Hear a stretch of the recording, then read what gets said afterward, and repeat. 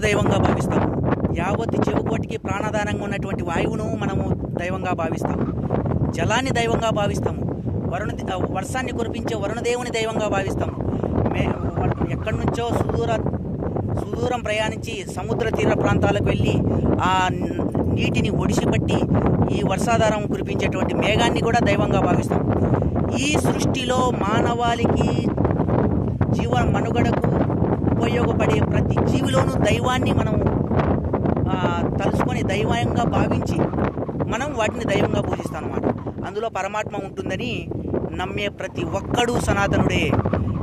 ఈ విధంగా పూజించే ప్రతి ధర్మము సనాతన ధర్మమే.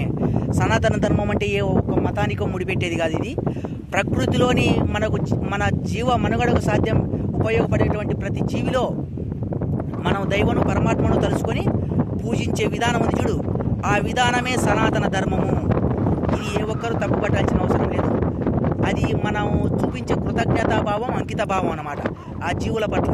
ఇప్పుడు తాబేల్ను, కూర్మము, మత్స్యం అని రకరకాలుగా దేవతల అవతారాలుగా భావించి వాళ్ళు అవతారాలు ఆ జీవుల రూపంలో వచ్చి మనకి ఈ సృష్టికి ఎన్నో అద్భుతమైనటువంటి కార్యాలను చేసి ఈ సృష్టికి ధర్మాన్ని నేర్పినటువంటి గొప్ప గొప్ప అవతారాలు అన్నమాట. అలాంటి ప్రతి జీవిలోనూ దైవం ఉంటుంది. ప్రతి నిర్జీవమైన దాంట్లో కూడా ఈ సృష్టిలో ప్రతి ఒక్కరికి దైవం ఉంటుంది.